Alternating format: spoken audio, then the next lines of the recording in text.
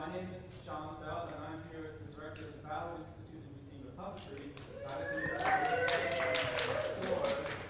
And we're very happy to begin the Living Objects African American Puppetry Festival and Symposium right here, right now, at Hartford Public Library with UConn Hartford. We're really excited to have this collaboration with UConn Hartford and Marco Velasquez, the director of UConn Hartford, and Kim Schwartz, who's been making this all happen. This is part of a 4-day festival that takes place both in stores at UConn, and then this event and an event on Saturday at the Wadsworth Athenaeum. So let me tell you about the event on Saturday at Wadsworth Athenaeum, which is from 11 a.m. until 10 a.m. until 1 p.m. The second Saturdays for families events at Wadsworth Athenaeum, a big free open house, come on in, hundreds of people. That's going to include a STEAM through puppetry workshop organized by our friend Paulette Richards from Atlanta, Georgia, who's the curator of the exhibition. Kids can come learn about electric circuits and LED lights and how to make electronic puppets. And the puppets are of African American innovators such as Tarish Wilson. Okay. And Malone, inventor of Poro Pinto. And Stevie Wonder. Oh, wow. And I forget, I'm sorry. Do you want to list all of them? I don't know. Come on Saturday and find out. And in addition,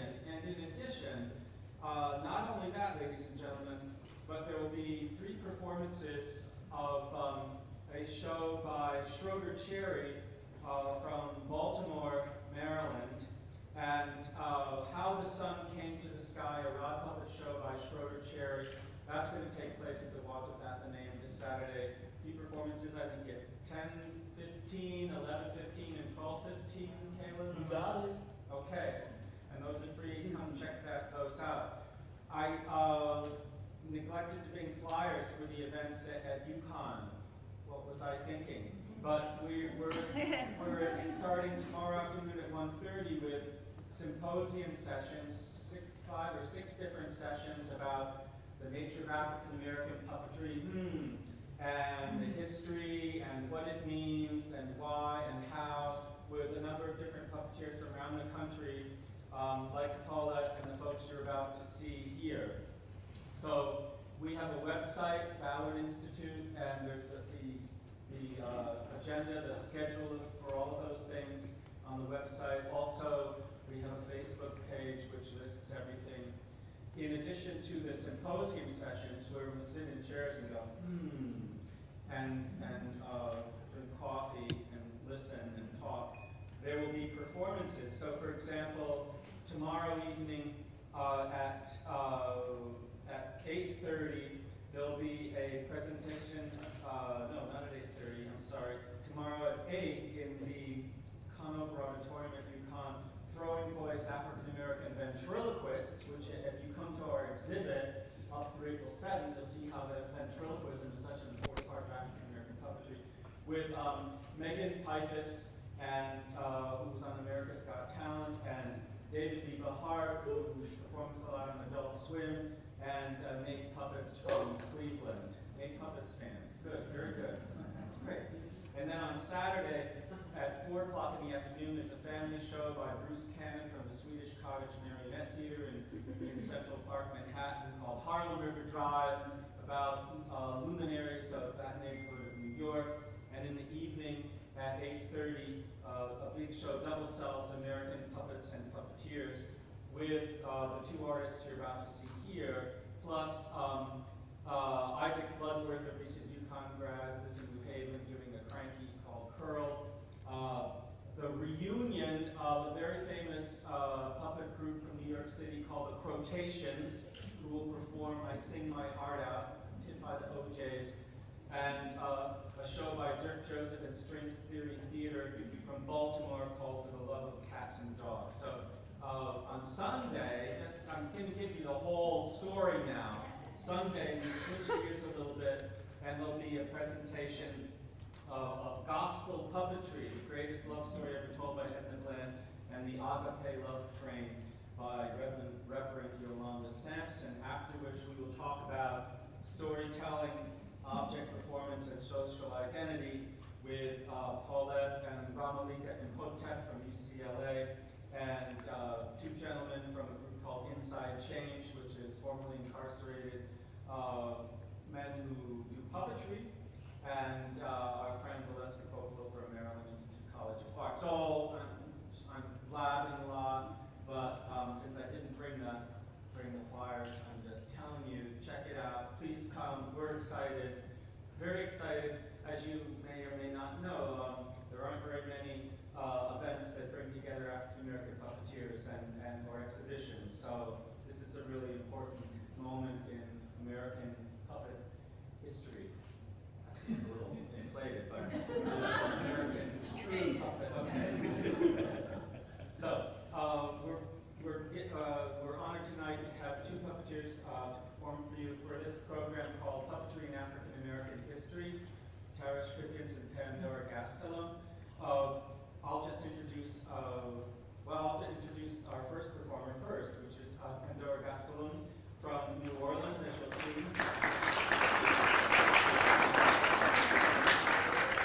You already see the Mudlark Puppeteers from the upper ninth ward, and a one-woman shadow and rod puppet shows what she's about to do.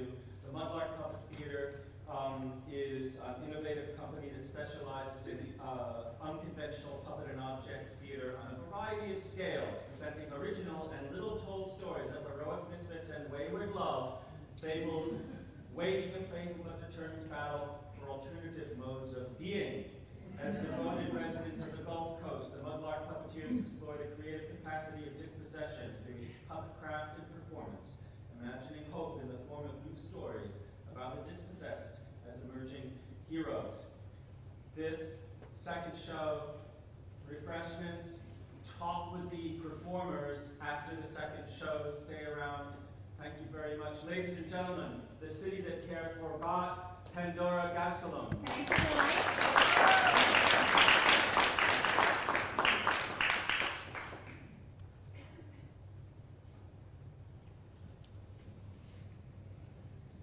The City That Care for God, based on true events by Pandora Gastelum of the Mudlark Public Theater.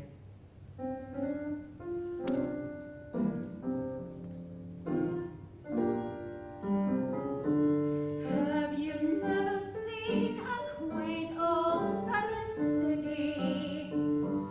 Then you've never seen New Orleans.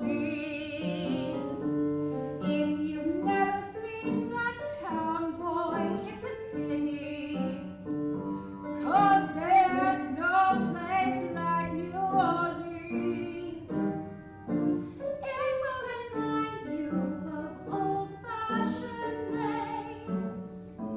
A glass of wine will greet your smiling face. And if you ever see a brown-eyed girl like mine, boy, then you'll know you're in New Orleans.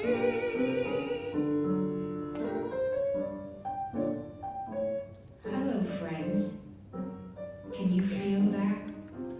That subtle shifting of the mud through the floor, like the listing of a grand old boat. You can see the marks of it everywhere. The stately mansions and tumble-down shacks, all tilting at drunken, funhouse angles. Welcome to New Orleans.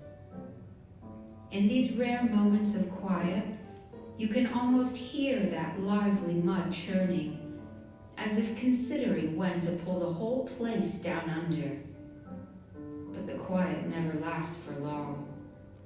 New Orleans is a city of stories, and, old or new, these stories speak up, demanding to be told. Desire is the writer of any story worth telling.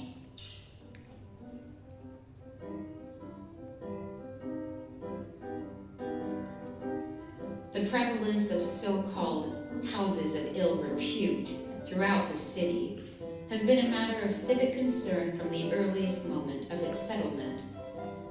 According to historian James Davidson, New Orleans has always been the promised land of harlotry. Paid companionship is indeed a salient feature of New Orleans society. As early as the 1700s, masquerade balls were organized by the families of young women aspiring to climb socially, especially those of quadroon or mulatto heritage. The white Creole man was expected to keep a mistress, as the chastity required of the Creole wife could never compromise to match the virility expected of the Creole husband. The young people would pair off and waltz into the night. If the Creole gentleman became interested, he would present his bank information to the family of his prospective mistress. Such were the grand romantic ways of the time. In the wake of the Civil War's devastation, the South was in dire need of the Yankee dollar to renew itself. To attract northern tourism, there came a mass movement to make the Crescent City more closely resemble the rest of the country. New Orleans had long been noted for two features that made it unique in America: the proliferation of vice in the town and the visibility and prosperity of the city's mixed-race population.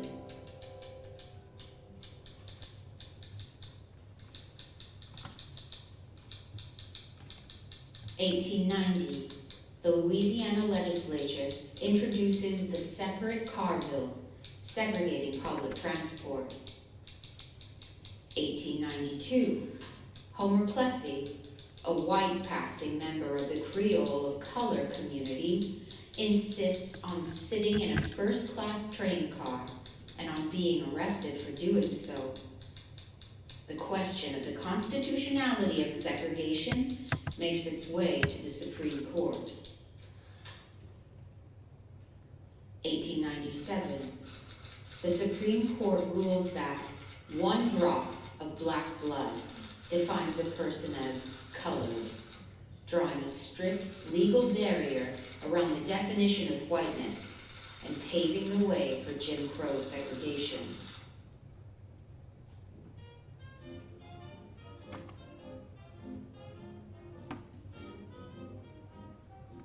It was at this time that Alderman Sidney Story suggested the establishment of a red light district to contain and regulate the necessary evil of prostitution in the city.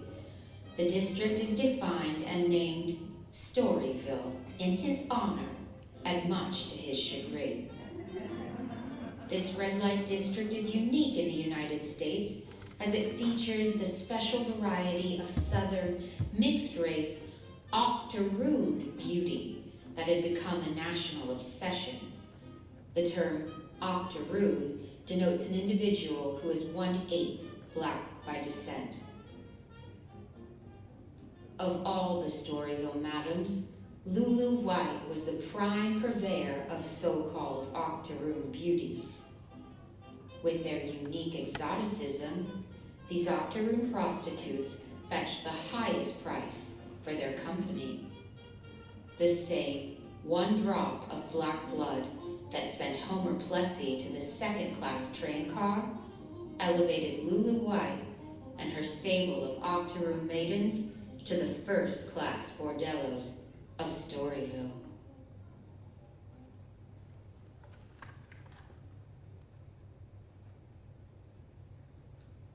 According to the 9th U.S. Census, Lulu Henley was born in Dallas County, Alabama in 1868. Mother, Amanda Tipton, colored. Occupation, housekeeper. Father, Robert Henley, white. Occupation, unknown. from the new Mahogany Hall souvenir booklet by Lulu White. This famous West Indian octoroon first saw the light of day 31 years ago. Arriving in this country at a rather tender age, and having been fortunately gifted with a good education, it did not take her long to find out what the other sex was in search of. Lulu Henry first listed herself as Lulu White in the New Orleans Directory in 1888. She was living in a house known to be immoral. In 1890, she told the census takers she was Jamaican, mother and father, Jamaican. I arrived in this country in 1880. Your color, black. Occupation, boarding house keeper. The occupation of your tenants. Seamstresses?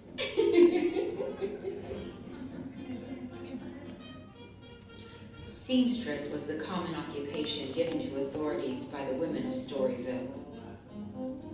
Not long after, Lulu took a series of photographs that would earn her quite a bit of attention. Photo 1. Lulu is heavily powdered and carefully coiffured. Her race is indeterminate. She smiles placidly at a large dog. Photo 2. Lulu hugs the dog around the neck, as if she were greeting a suitor. Photo 3. Lulu lifts her skirt, exposing herself to the dog. Within the ruffles of her skirt, we see she is a female. Photo 4. Lulu holds the dog with her mouth half open, posed as if to take him in it. We see, beyond a question, the dog is a male. Photo 5. Lulu is mounted by the dog. From the first picture to the last, her expression of prim serenity remains unchanged. While it might be easy to dismiss these images as compromising, Lulu White was nobody's fool. A master manipulatrix of the press far ahead of her time, Lulu always danced a fascinating line between elegance and infamy. With the distribution of these photos, Lulu found herself the most celebrated courtesan of the red light district.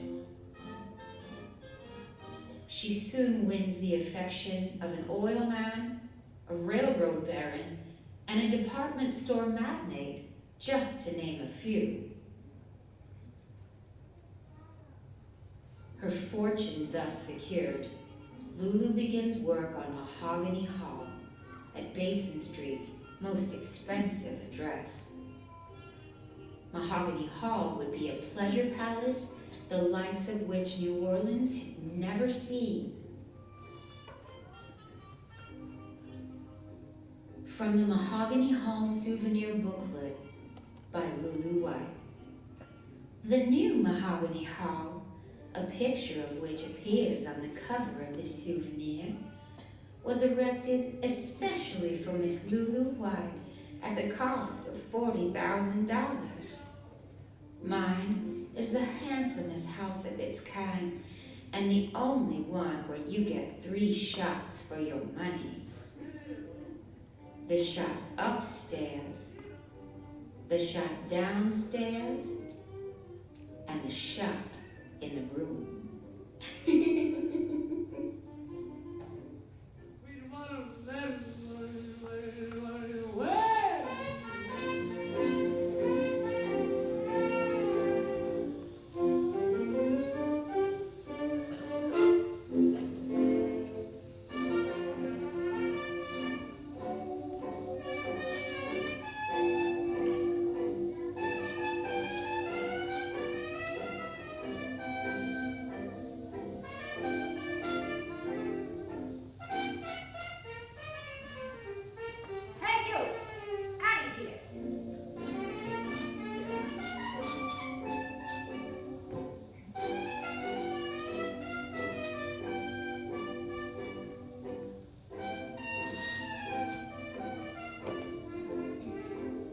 word on the sly.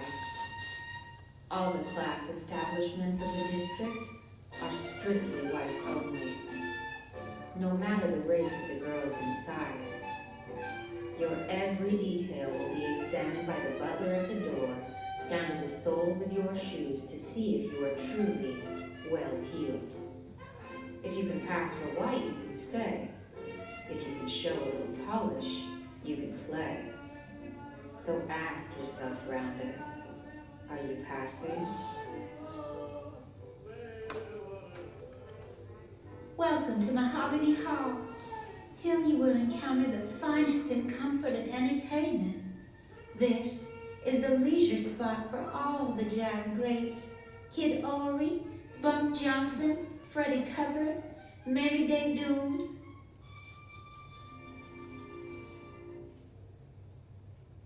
And Mr. Jelly Roll Morton, the winding boy. Don't deny my name. To see Miss Lulu White descending the stairs in her grand hall is like witnessing the late electrical display on the Cascade at the St. Louis World's Fair. Every bed in Mahogany Hall has a mirror at the head and the foot. Some of those mirrors cost $5,000 a piece. Lulu was termed by the press The Negro Temptress of Basin Street, who holds the police in hot pocket. Despite this claim, Lulu was arrested for firing shots at her lover. Twice. And once at a rival madam. She would also stand trial repeatedly for tax evasion on liquor sales and for hiring minors at Mahogany Hall. Lulu was always escorted to jail in style, in her personal, handsome cab.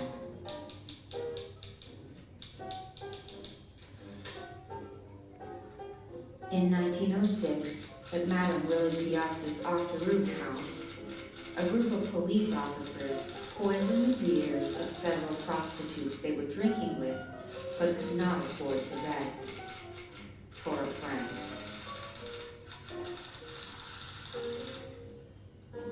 Lulu White testifies at the trial not on behalf of her fellow Octoroon madam, but on the side of the policeman. Lulu was Storyville's queen, and there could be no competition, whatever the cost of friendship or fellow feeling. Each throne only seats one. Relationships in the district begin to break down. In the spreading shadow of Jim Crow, business begins to dwindle. In 1916, rumors fly of a voodoo plot to turn Queen Lulu into a zombie. She becomes increasingly nervous and moody.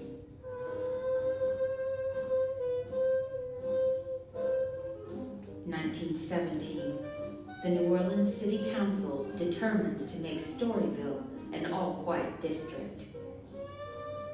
In an attempt to keep her property, Lulu files a petition separate from the collective formed by the other self-proclaimed Octoroon madams.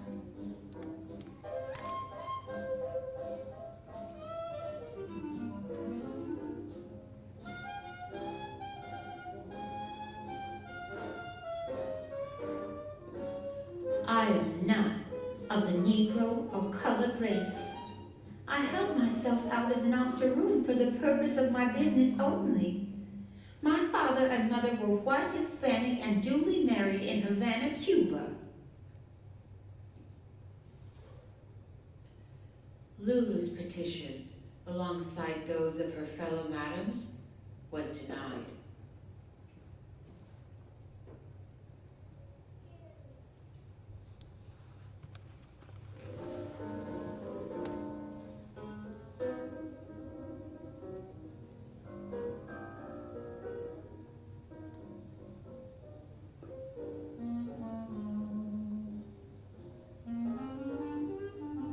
In 1917, Woodrow Wilson asks Congress for a declaration of war against Germany. the Commission on Training Camp Activities is created to preserve the population of soldiers from the influence of vice. From the pamphlet, Keeping Fit to Fight by the American Social Hygiene Association. Soldier, don't let a she-hooker ruin your family reunion.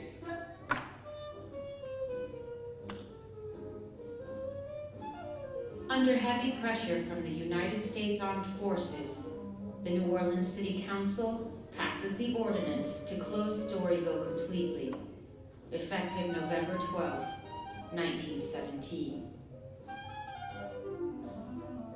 In spite of this resistance, Lulu continued to maintain a brothel under the guise of a cafe, bar, and a boarding house. She was offered leniency for a federal charge if she would sell Mahogany Hall and all of its furnishings. She did not comply. White's influence over the police was revoked with the closing of Storyville. She was frequently arrested on charges of dealing in prostitution. In 1919, Lulu was released early from prison, and in spite of her failing health, she continued to run an establishment out of Basin Street. Legal fees and bad business deals dwindled her vast estate, and she fell to panhandling in the street. In the census of 1930, her nationality was listed as Cuban, but her color was recorded as black. It was long said by Lulu's detractors that she could never pass. She died in 1931 awaiting trial for her final offense of running a disorderly house. A popular legend has Lulu White expiring in the baggage car of a passenger train bound for Alabama, for home.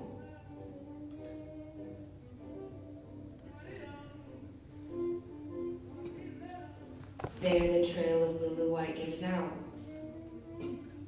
Lulu was at the heart of Storyville, queen of the Hall of Mirrors, where she would shift her reflections with the demands of the day. As Storyville, in its living fantasy, passed from the world into the realm of dreams, the rule of Queen Lulu White passed along with it.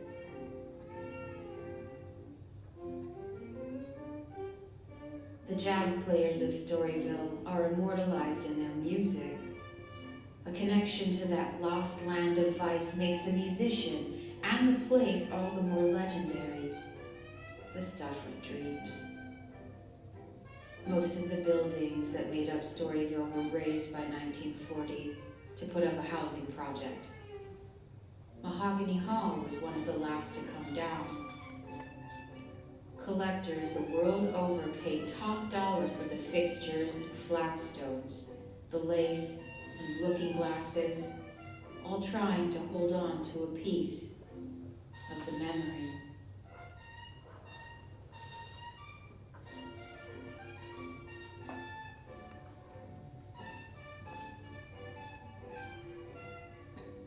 I'd like to dedicate this moment of storytelling to the queen of my life, my grandmother, Emma Cruz Rubalcaba y Gastelum. She passed in April of 2012. Emma was the dance hall queen of San Diego's Barrio Logan. While I was reading up on Lulu, I was helping to process Emma's effects. I came across a baby book.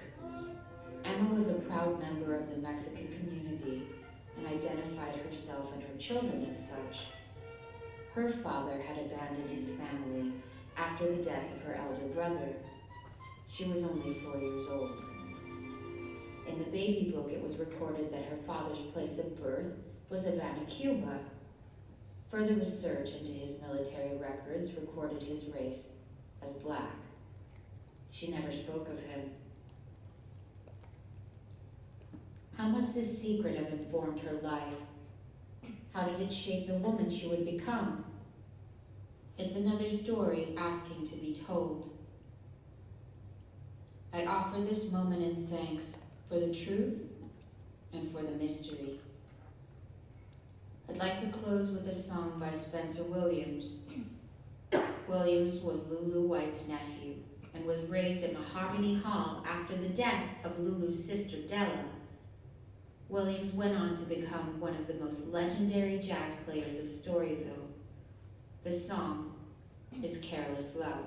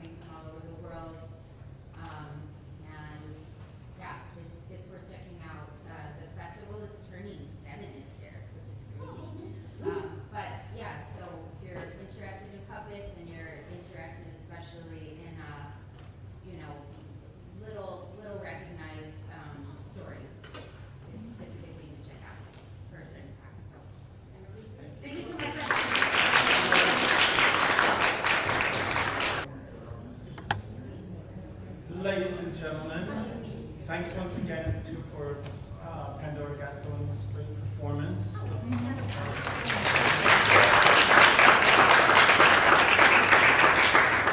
are now very excited to present to you from North Carolina, Tarish, Jeghetto, Pipkins, who comes from Pennsylvania originally, near Pittsburgh, moved to North Carolina in 2005. Pittsburgh fans, launched his career in puppetry with street performances, and in 2008 began performing with paper hand puppet intervention in North Carolina. He's built and performed puppets for a variety of different things. He was in Missy Elliott's video, WTF. Missy Elliott was just inducted into this, I want to say Songwriters Hall of Fame, something like that. Yes.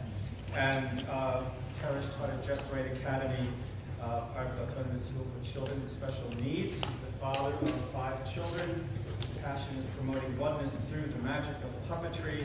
We're very happy that he's going to perform for us a conversation with Frederick Douglass. Ladies and gentlemen, Tarish, Jeghetto.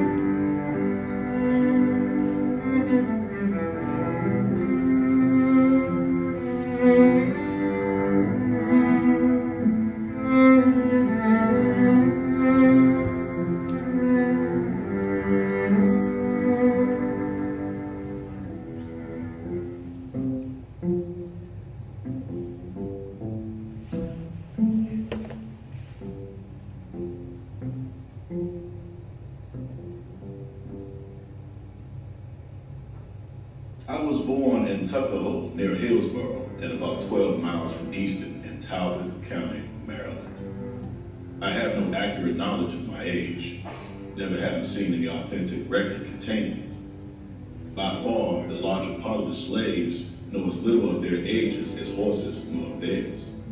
And it is the wish of most masters within my knowledge to keep their slaves thus ignorant. I do not remember to have ever met a slave who could tell his birthday. My mother's name was Harriet Belly. She was the daughter of Isaac and Betsy Belly, both colored and quite dark. My mother was of darker complexion than either my grandmother or grandfather. My father was a white man. He was admitted to be such by all I ever heard speak of my parentage. It was also whispered that my master was my father, but of the correctness of this opinion, I know nothing.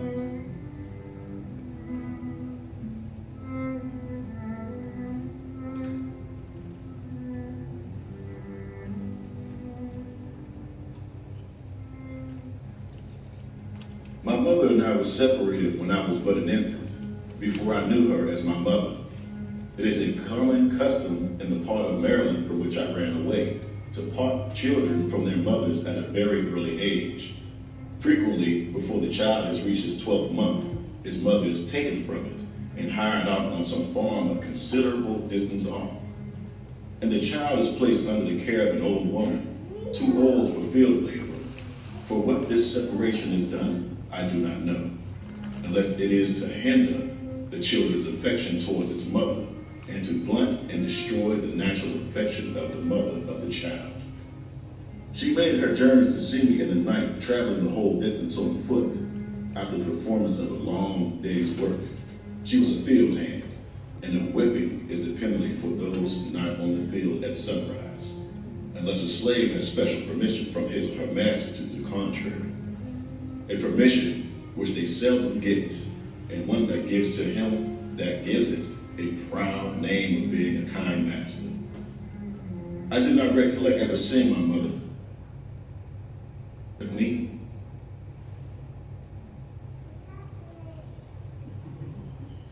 Later, she was gone. Very little communication ever took place between us.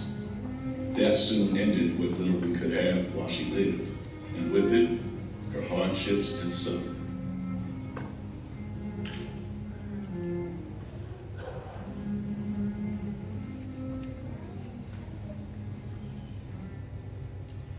I remember my Aunt Hester. I remember the first time I ever witnessed this horrible exhibition. I was quite a child, but I well remember it. I shall never forget it whilst I remember anything.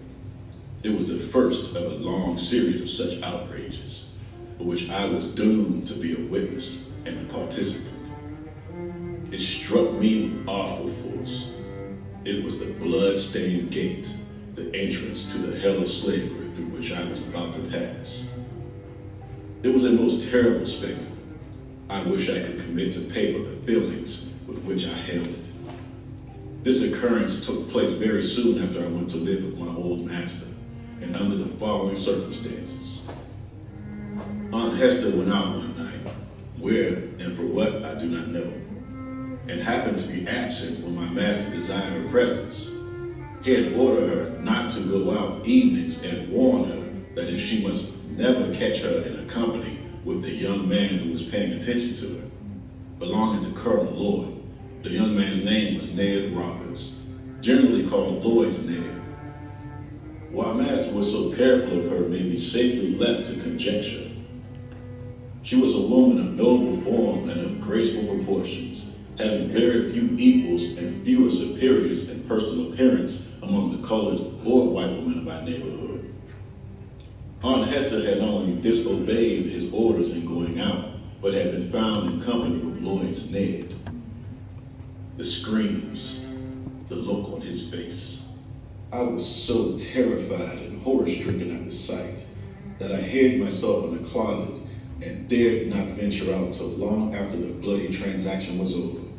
I expected it would be my turn next.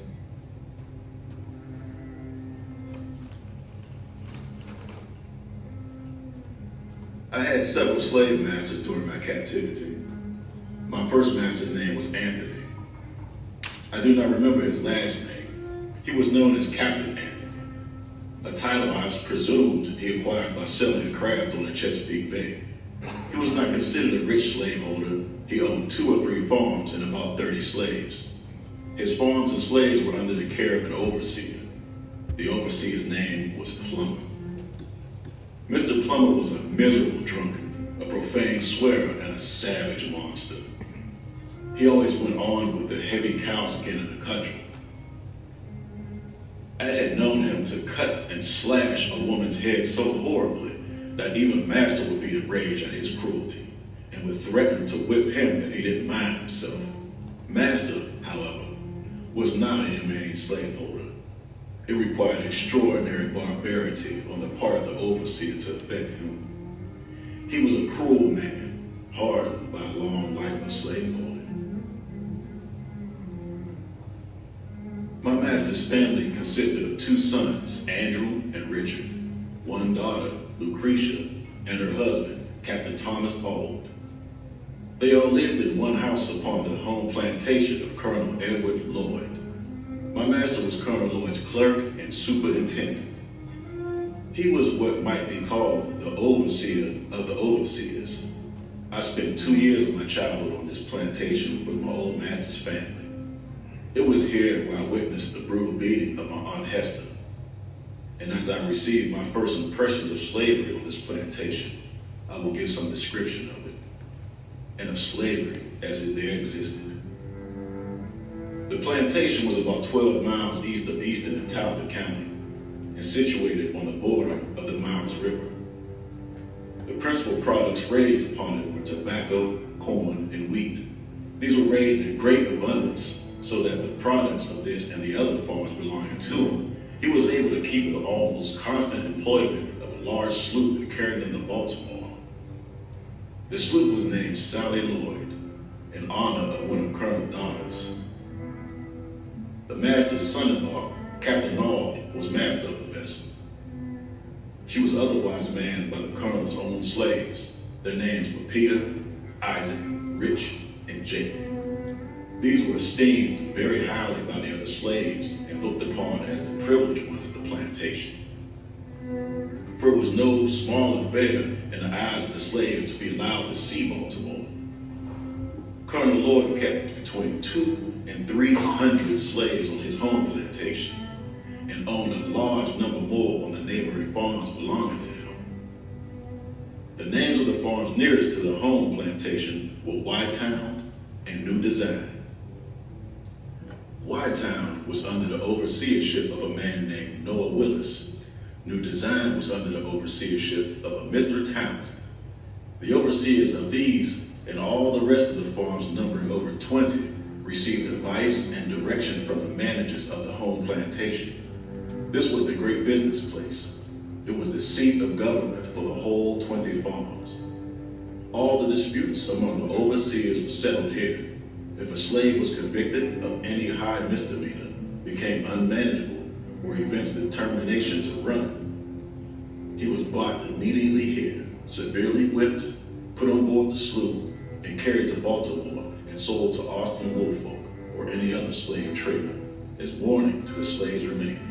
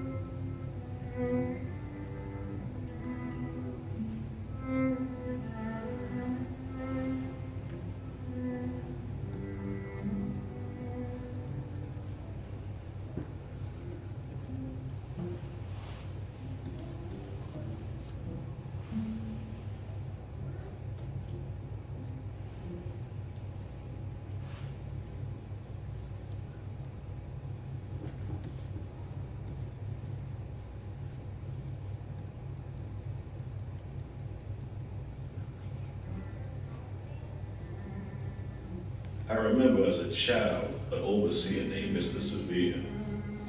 Very wretched man. He used to carry a big hickory stick and a heavy cowhide.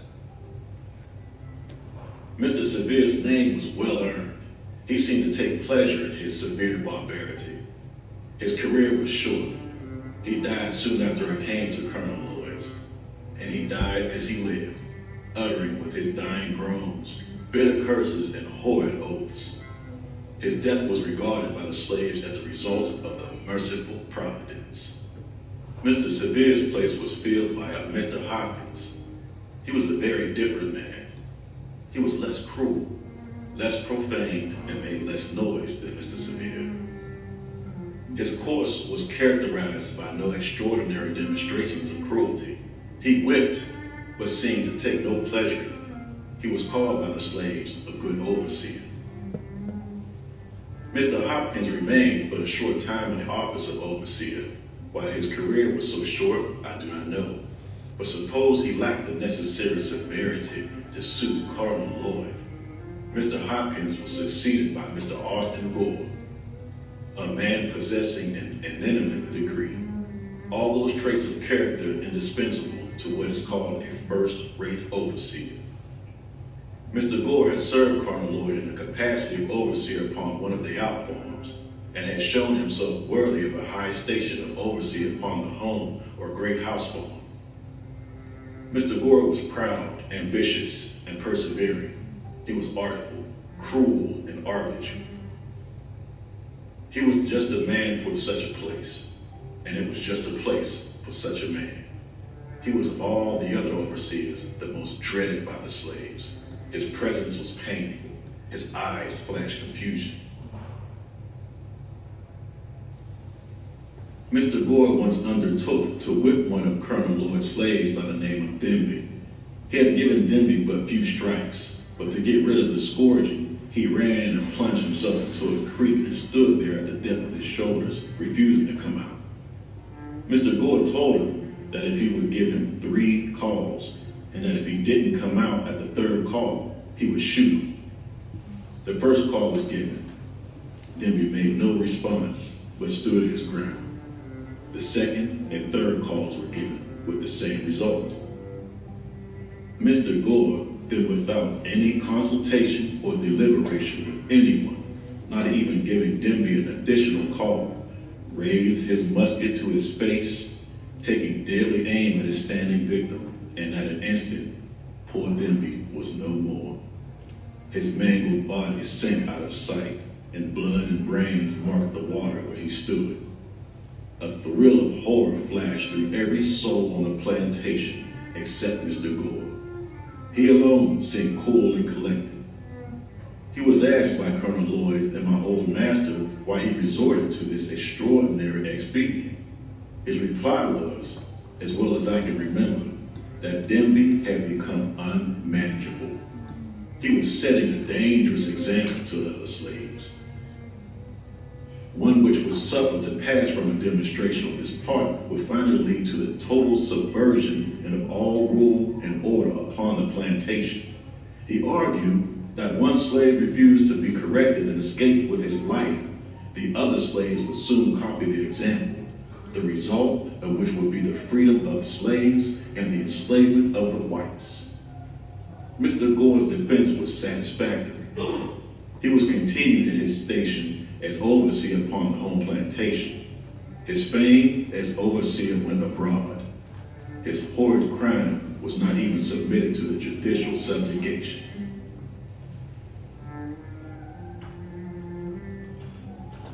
As to my own treatment as I lived on Colonel Lloyd's plantation, it was very similar to that of the other slave children.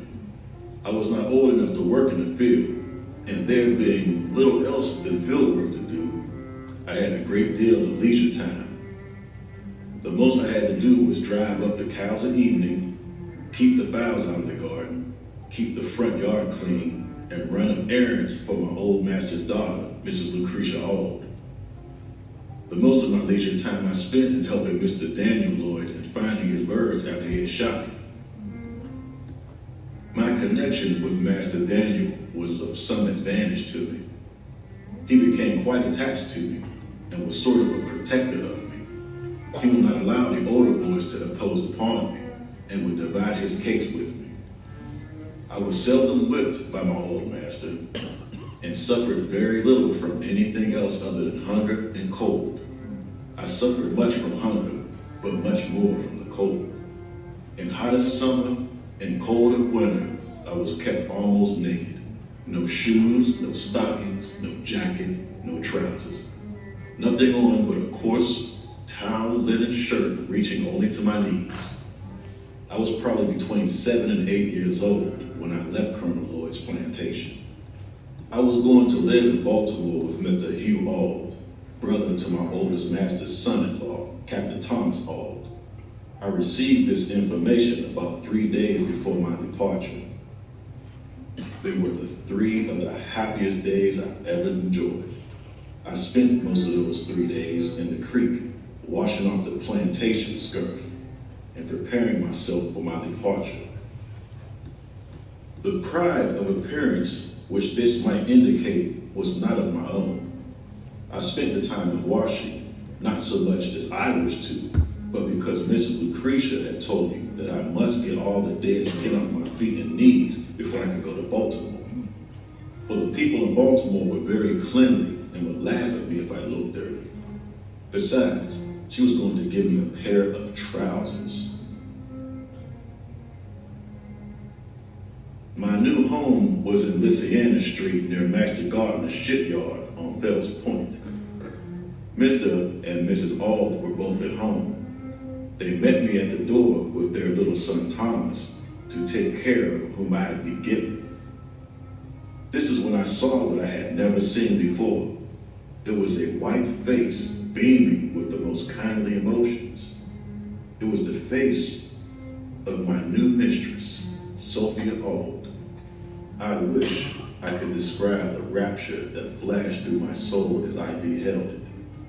It was a new and strange sight to me, brightening up my pathway with a light of happiness. Little Thomas was told, "There's your Freddie." And I was told to take care of little Thomas. And thus I entered upon the duties in my new home. My new mistress proved to be all she appeared when I first met her at the door.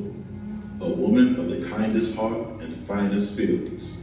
She had never had a slave under her control previous to myself, and prior to her marriage, she had been dependent upon her own industry for living. She was by trade a weaver and had never observed the dehumanizing effects of slavery. Her face was made of heavenly smiles and her heart of tranquil music, but alas, this kind heart had but a short time to remain such.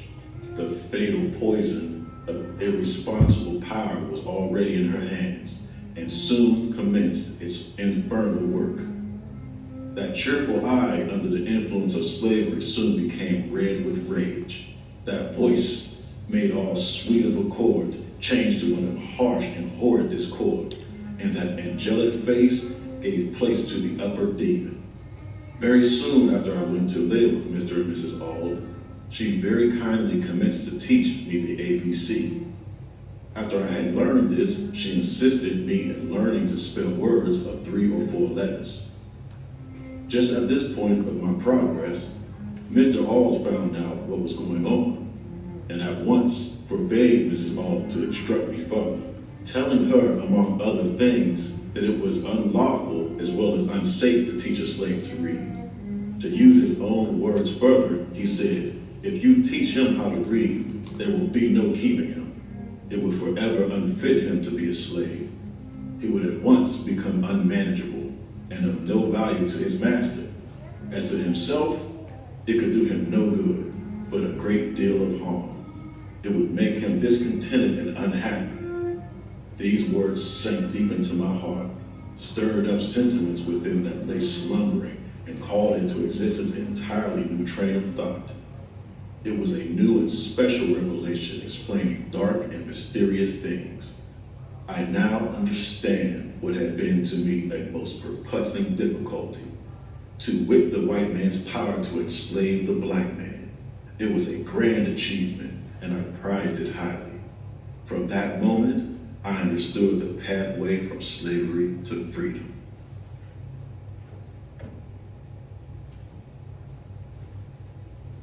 In a very short time after I went to live in Baltimore, my old master's youngest son, Richard, died.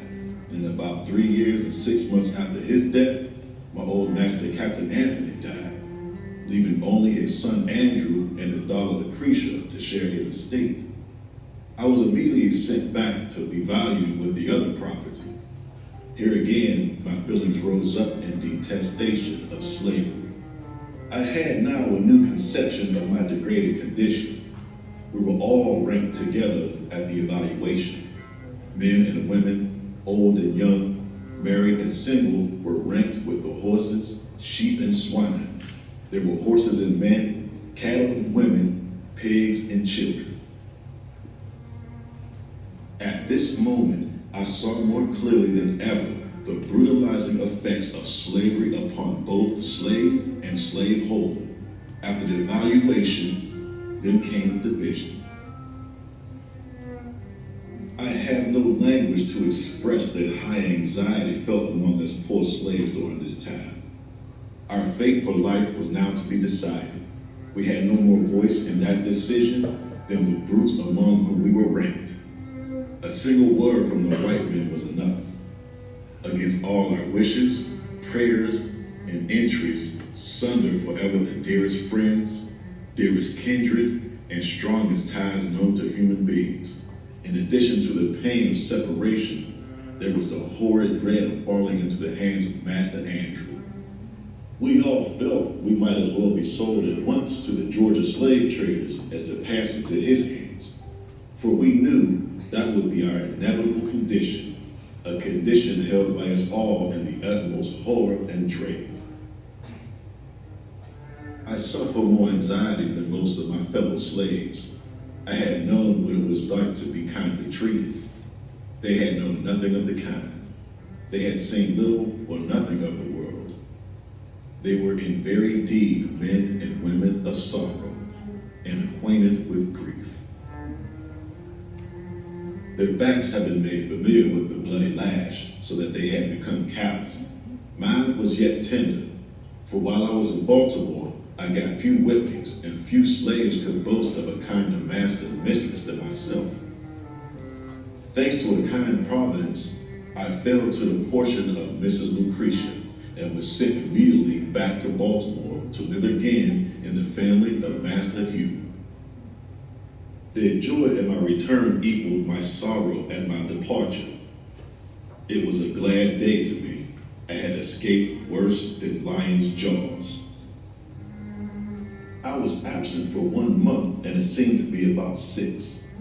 Very soon after my return to Baltimore, my mistress Lucretia died, leaving her husband and 1 child, Amanda.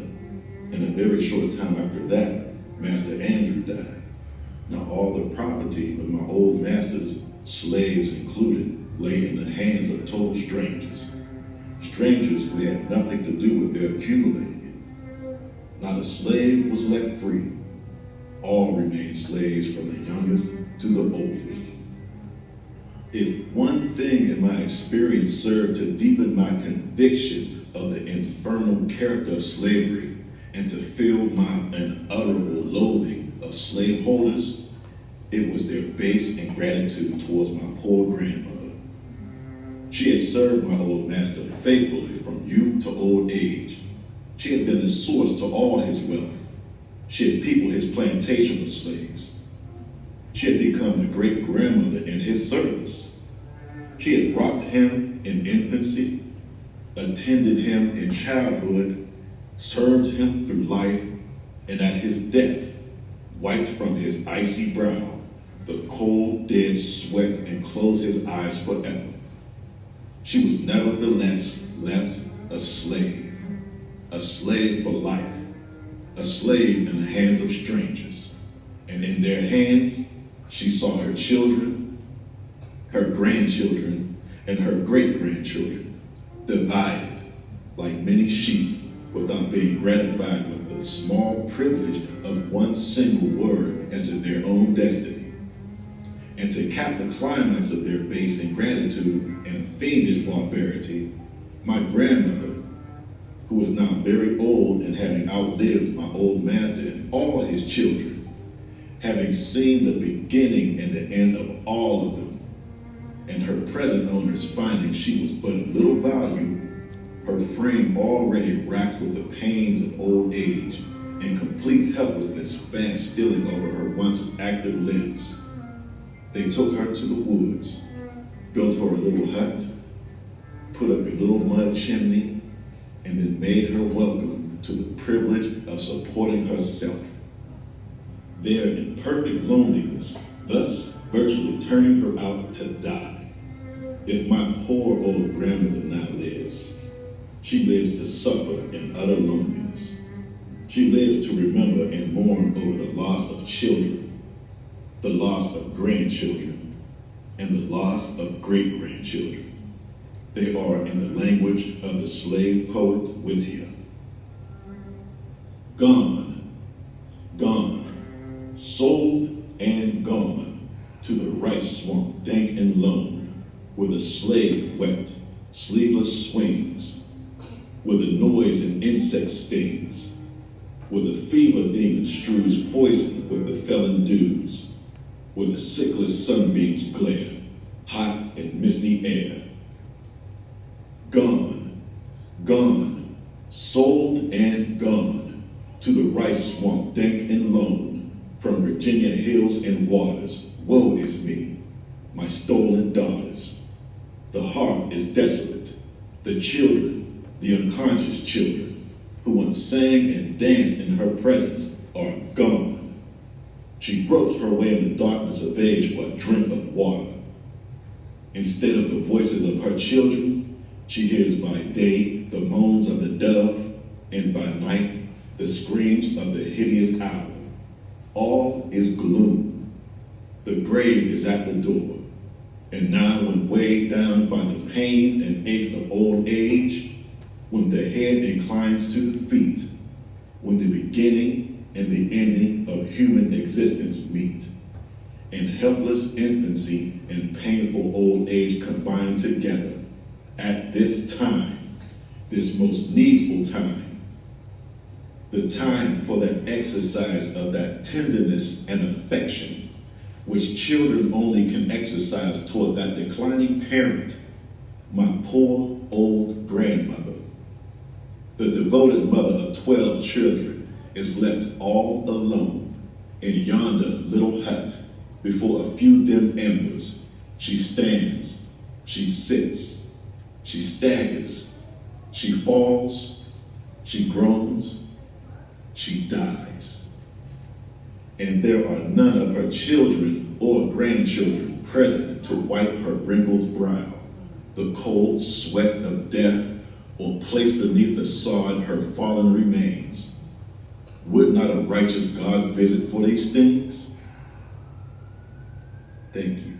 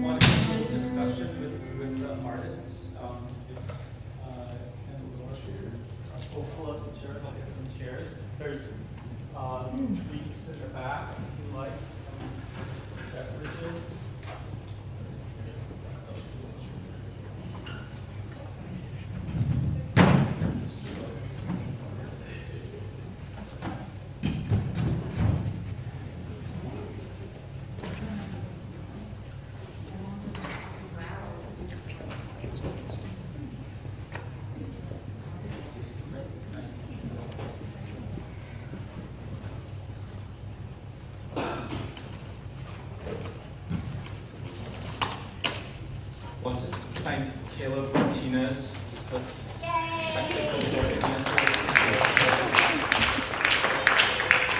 And Paul Studio.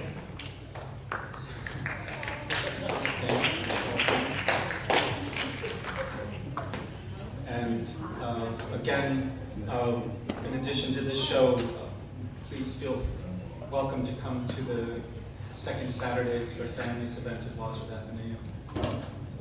Do we need the microphone? Is that okay without? Maybe? We don't know yet. Okay. So,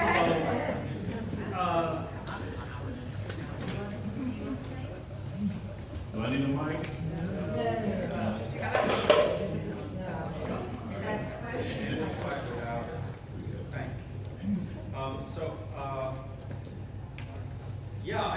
I was interested, these are two very different shows, both about history, one very sort of minimalist and slow, and the other a spectacular array of images and music and 2- and 3-dimensional puppets. And I was wondering how you each chose those particular techniques for your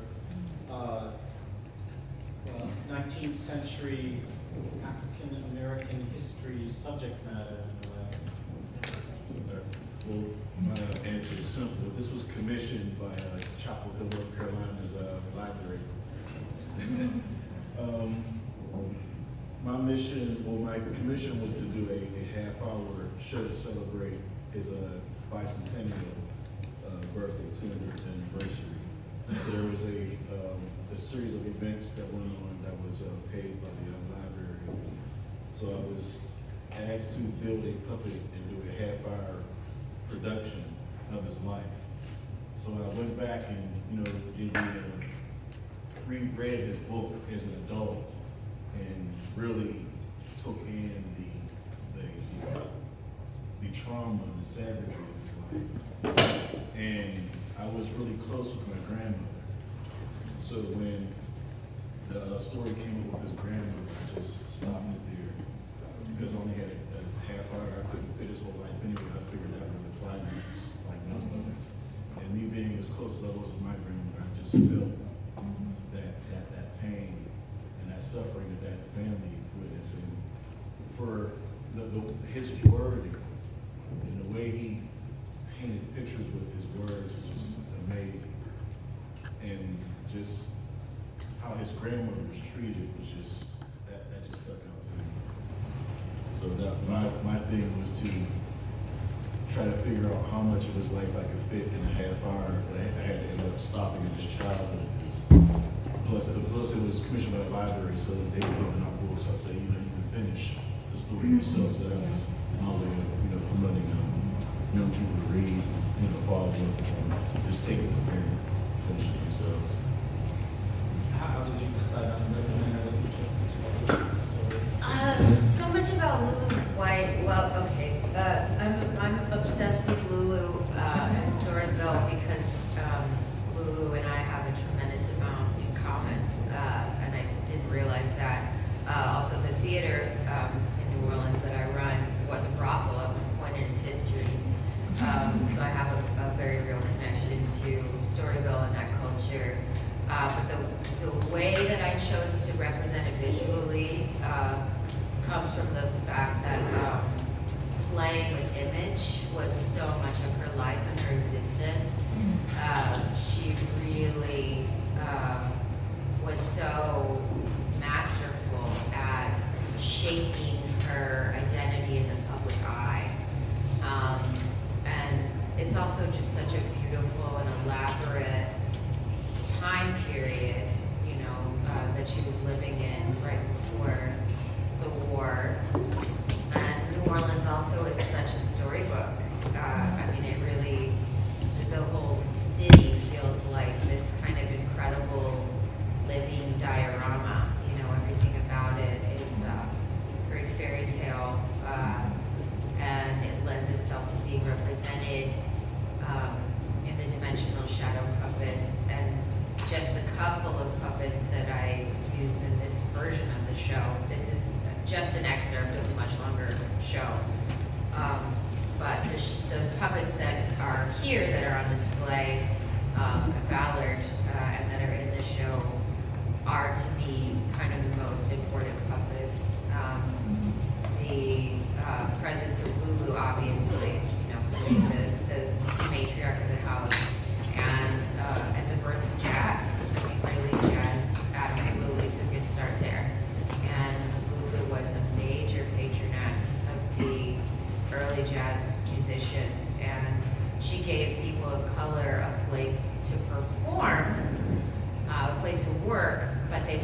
actually allowed to dance there.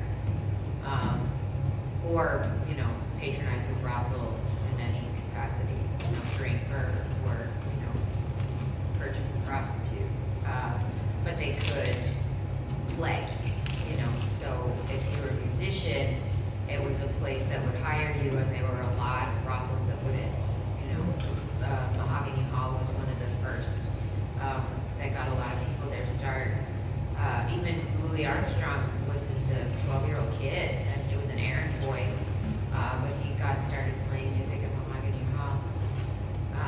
He was an errand boy for the brothel, but yeah, he grew up on Basin Street, and so he got his start there. Jelly Morton, like so many, you know, the list just goes on and on, but yeah, they all started at Mahogany Hall, so it's a really important part of our cultural heritage.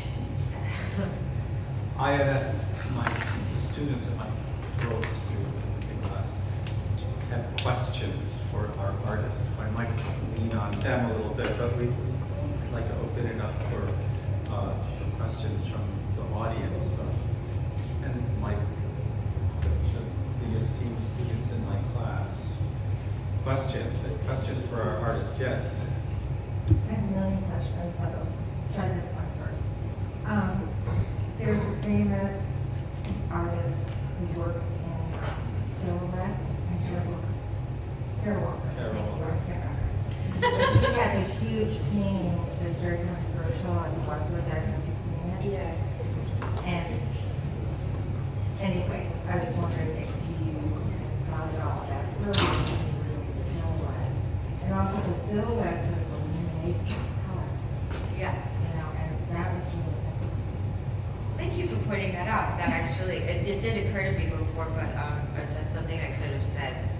But that was something also that was interesting to me. There's a section in the show that I excerpted for the sake of brevity, but it does actually represent my parents in silhouette. But it's the full cutout puppets, but you can't see any color. My dad had an afro when they met. It was very, very dark of complexion. And my mom, you know, I mean, I came out with my mother's coloring. But when you see them side by side in silhouette, it's very different than looking at a photograph of them side by side, which is interesting. But no, thinking of Walker's work, I wasn't aware of her when I started working in this style. I think she'd like the work. I adore her work, and I would be honored to think that, so thank you very much. I think also with Kara Walker's work, I think her interest in silhouette is really addressing a 19th century popular form of portraiture. So the form itself is the 19th century form, and then, like you're pointing out, you know, her engagement with like the history of slavery and also sexuality, so much is so intense. Other questions? Yes, sir. I would like to hear how particular artists find their way to your particular style, be it shadow puppetry or you've seen marionettes and rock puppets and such. How did they? How did you find your way to your particular style of the art? You know, you just keep looking, just study. I guess. I mean, that's the best thing, right? You know. Yeah. I mean, you're so genius with your mechanics. You know. I mean, I think you beg, borrow, and steal everywhere that you find inspiration, right? What I'm kind of reverse as far as my building puppets. I actually isolated myself when I started building, and really didn't go online and search out anything until I kind of developed my own style. And then that's when I came on and started street performing and, you know, getting the following. And so I try to be as unique as possible, so I use all recycled materials as much as I can. And I kind of splurged on this one to make it look realistic, but all found recycled objects. I have a few other ones over here that, you know, you can check out too, about some friendlier, cuter, creepy topics. But yeah, I isolated, found my own niche, and then exposed myself to the world.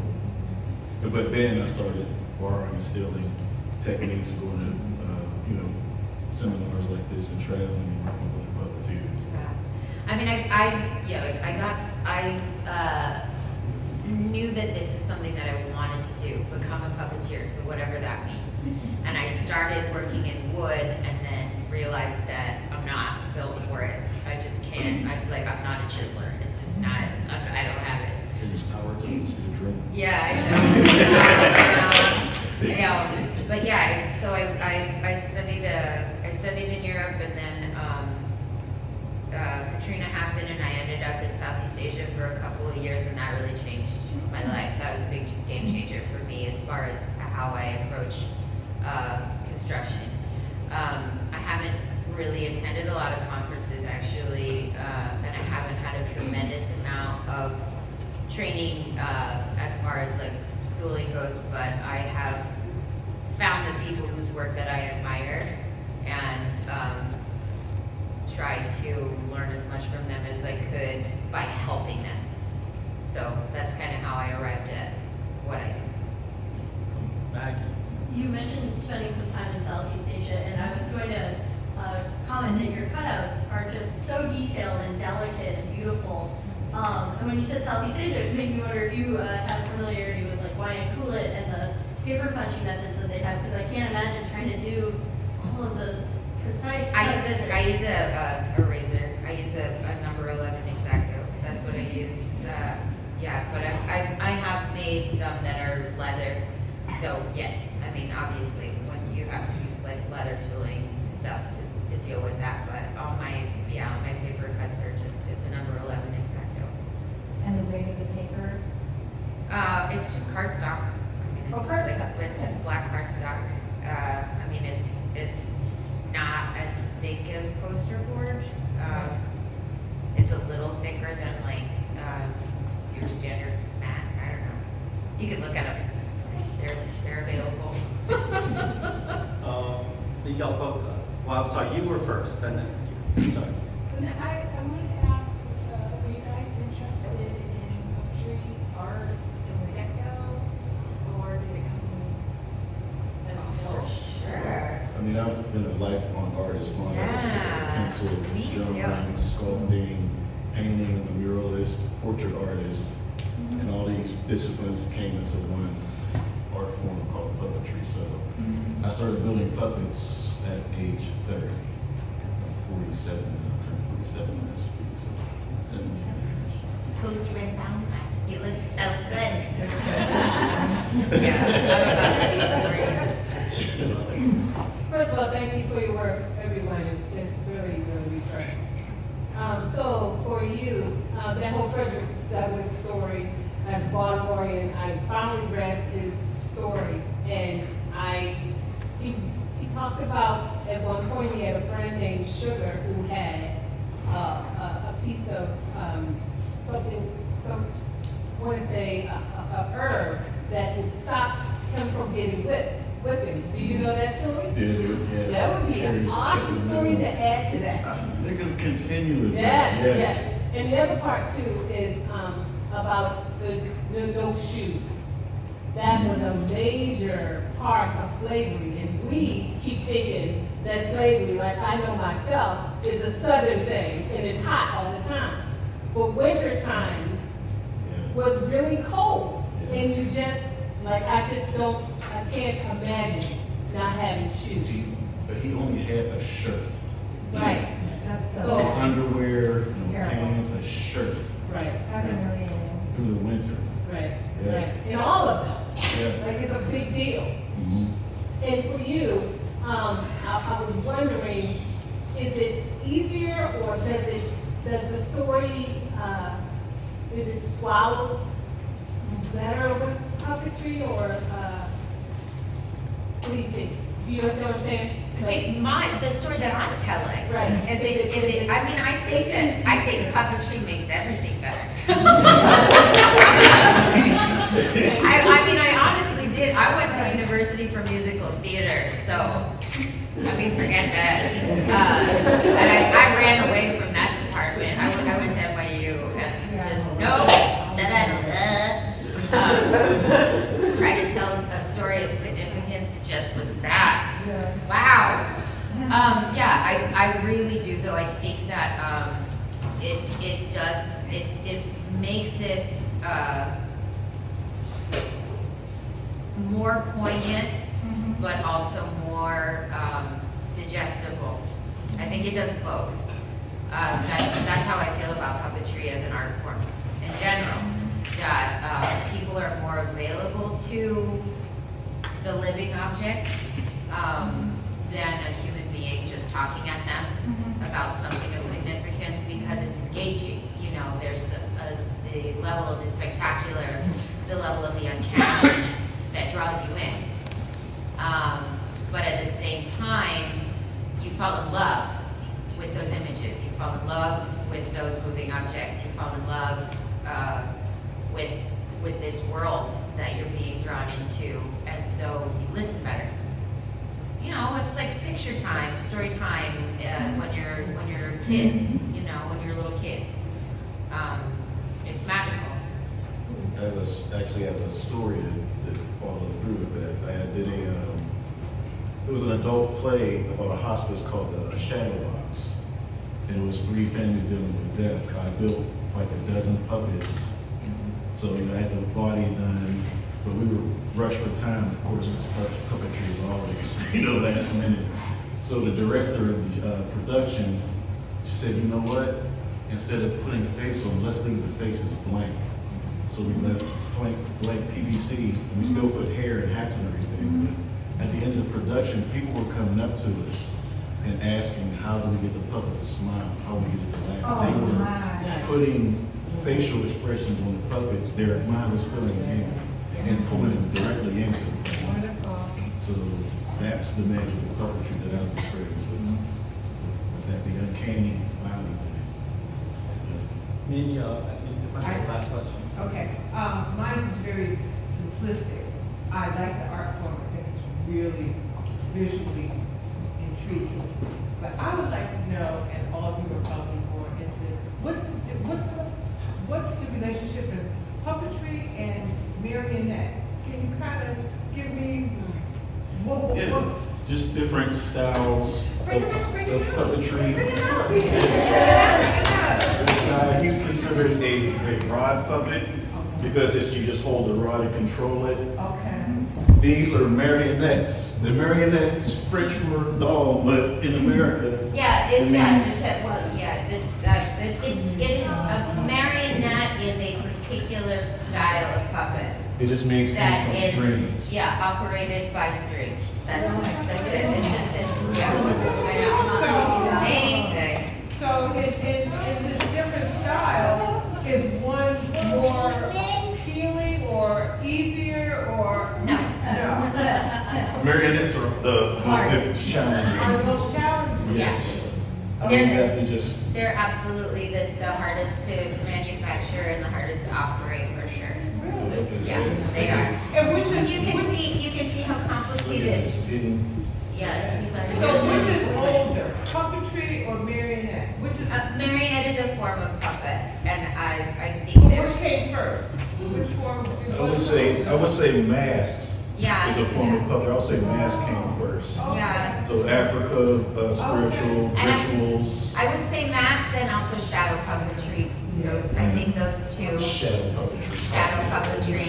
You know, it's like projecting with like using fire, projecting shadows on a wall. I think that those two forms are probably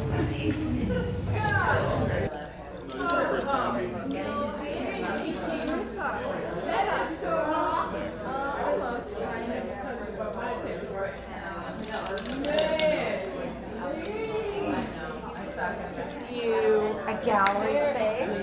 They give you a studio separate from your residence. And they have all the equipment you could ever want and people to help you use it. So look at